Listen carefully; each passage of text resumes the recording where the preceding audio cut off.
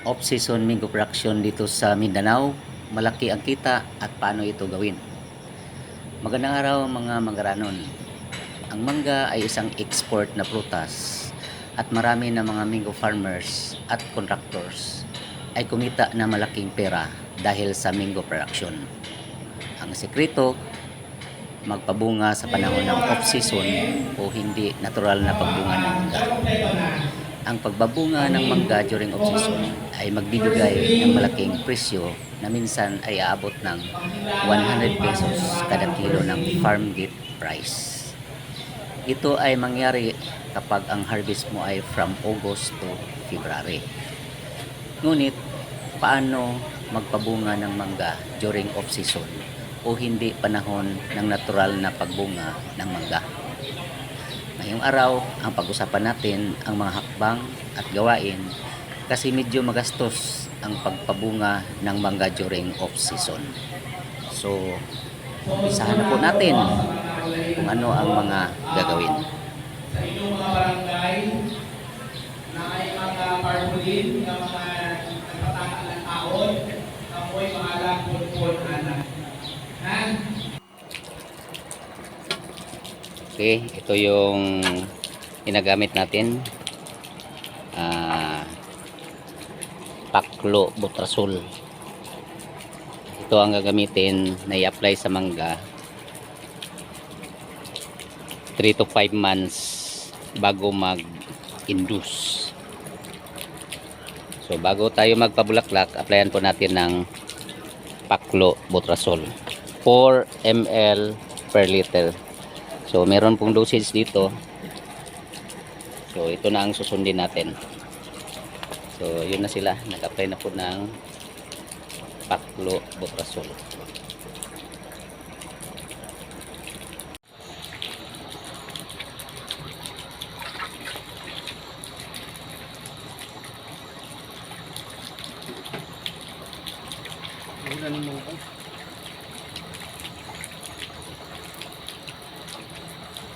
So tingnan natin kung paano pag-apply ng Paklo Butrasol.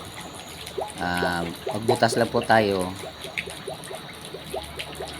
paligid ng mangga, mga 2 to 3 meters depende sa laki. Then ibuhos natin yung solusyon ng may halong Paklo Butrasol, yung 4 ml per liter. Kasi depende yan sa canopy kung gaano kadami ang solusyon na ibuhos natin sa bawat puno ng mangga. So, pagkatapos nito, after 4 to 5 months, pwede na po tayong mag-induce o mag-spray na po tayo para pambulaklak. So, ang gagamitin natin sa pag-spray ay calcium nitrate. So ito na po, naglagay na ng Paklo Butrasol. Binuhos ito sa butas, pagkatapos takpan, then 4 to 5 months saka na tayo mag-spray ng pambulaklak. Okay, after 4 months mula pag-apply ng Paklo Butrasol ay mag-induce o flowering na tayo. Mag-spray tayo pang pabulaklak gamit ang calcium nitrate 6 kg kada drum o 200 litro ng tubig. So ito na ang mangga na pag-sprayhan po natin. So hindi natin ipakita yung pag-spray, ngunit magkaroon po tayo ng monitoring after mag-spray. Basta 4 to 5 months nag-spray na po tayo. After 4 months nag-spray na po tayo ng calcium nitrate.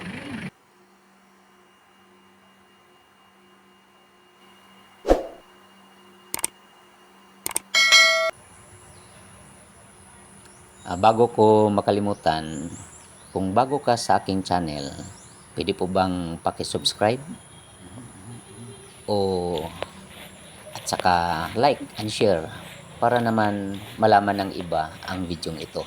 So mag-survey po tayo. Tingnan natin ang mangga 9 days after flower induction. So marami na po yung lumalabas. Ganito na po kataas ang kanyang bulaklak 9 days after flower induction. So ito po yung itsura ng bulaklak ng mangga 9 days after flower induction.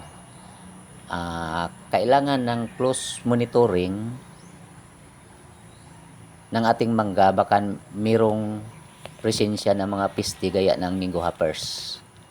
So kailangan mag-spray ng insecticide at may halo na fungicide. Ang gamit namin ay cypermethrin na insecticide at mancozeb na fungicide para iwas atake sa punggos, uod at lalong-lalo na sa Mingo Hoppers o piti-piti sa Bisaya.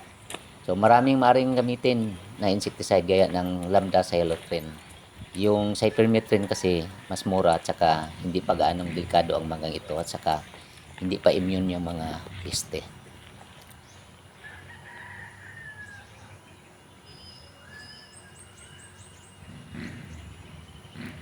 So tingnan natin, wala tayong nakita na piste na piti-piti o Mingo Hoppers.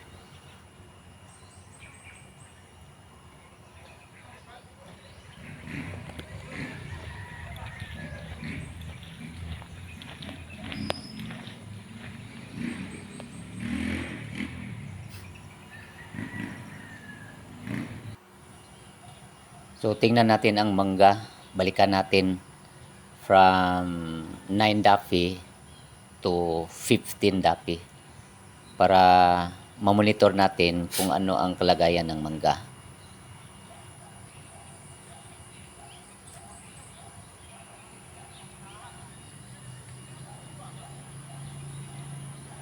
So ito na po ang mangga na 15 days after flower induction. So mahaba na po yung bulaklak. Tingnan natin kung meron bang mga piste. So wala tayong nakita, no? Wala tayong nakita na piste. Saka mahaba na yung bulaklak ng mangga. Ito po yung 15 dapi. Ganito na po kahaba. Kung pwede araw-araw puntahan natin ang mangga at saka tingnan natin mabuti. Ito yung tinatawag na lumbay. Ibig sabihin, sabay ang dahon at saka bulaklak. So kung naka-apply ka ng paklo, kahit may dahon, meron pa rin siyang bulaklak. So ito yung pure na bulaklak. Wala pong dahon, hindi lumbay. Ito yung top view ng ating mangga, 15 dapi. Maganda ang response ng mangga sa paklo butersol. Puno ang bawat puno ng mga bulaklak. So ganito ang effect pag nag-apply ka ng paklo butersol.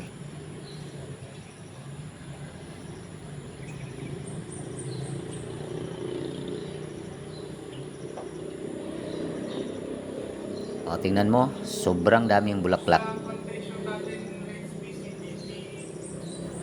Ito na po yung itsura ng 23 dapi. Dito mag-spray po tayo ng pabaon kasi kung pwede hindi tayo mag-spray hanggang 32 dapi.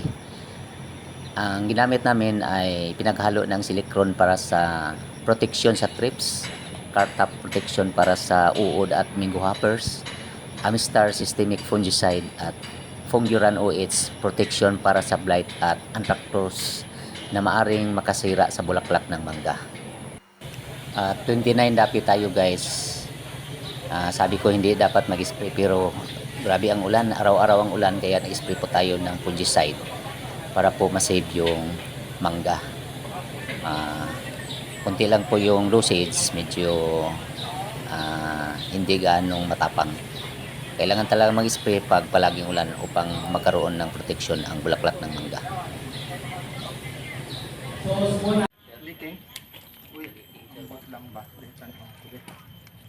Sayang manggod ning kuan, maubos ng Victory Agwi. Asa galing diya kon? Kani dako lang o higpit di ba? Ako lang ipit. Oh. Basi gulay kuan. Okay lang unta og kanang isa kanang dako manggod ang Unsay atong gigamit karon? Kaya ba? Insecticide, Insecticide o fungicide. ang fungicide kani. Pero sila, nada sila kuan hindi mo nga separate lang. So ang gigamit nato simbayo og Simbayo o kinibayo, Victoria. agoy nga victory. kasi yung Insecticide duha lang. Tulo ba kini? Kini. Kanang carbon the same kana muna. Sabihin the same.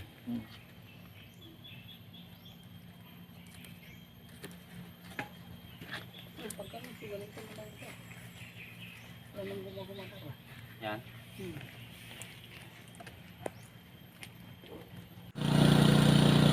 33 dapi na ngayon, kailangan natin mag-spray. Ang tawag dito ay waswas.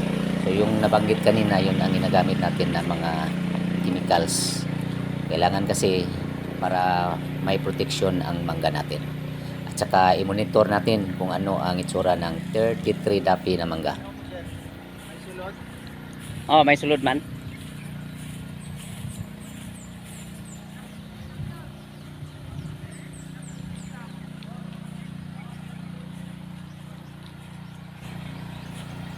So ito na po yung itsura ng 33 dapi. Munggo size, ang laki ng mangga. Kaya maganda, marami ang bunga. Oo.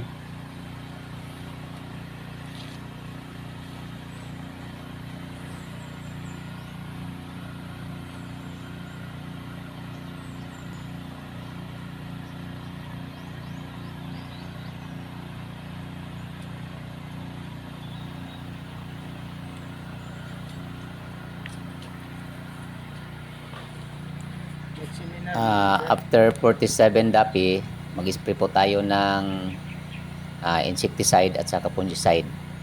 Ganun pa rin, bago magbalot, 54 dapi, mag-spray pa rin tayo ng fungicide at saka insecticide. May halo na foliar. So 55 dapi hanggang 60, magbalot po tayo. So after magbalot, spray tayo ng 10 days interval at saka 7 days bago mag-harvest. Okay, 98 dapi na po ngayon. So kahapon nag-spray po tayo. At saka hindi na tayo mag-spray at least 7 days bago mag-harvest. So mag-survey tayo 98 dapi para magkaroon tayo ng estimate ng quality at kung ilang kilos ang ma-harvest. Dito rin natin malaman kung ilan ang labor na kailangan natin at higit sa lahat, pwede na mag-canvas sa presyo.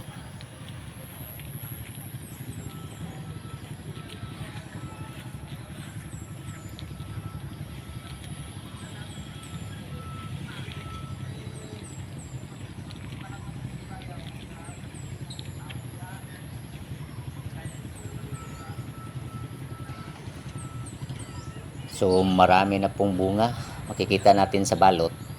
At saka pag-estimate ng harvest, base yan sa balot.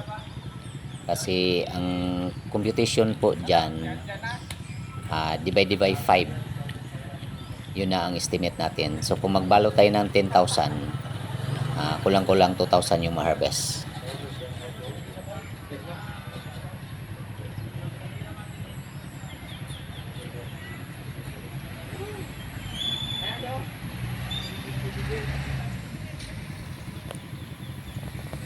Okay, 108 days na po tayo, harvest time.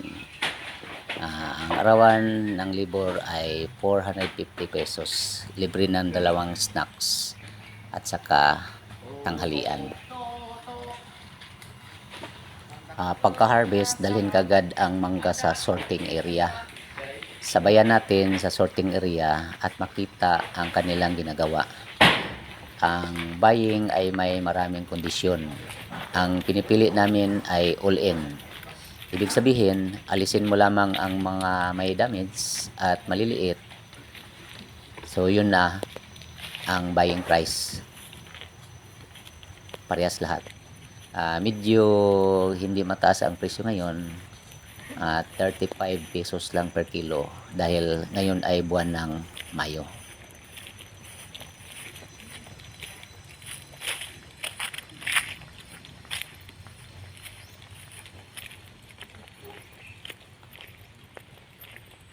So papasok na po tayo sa sorting area.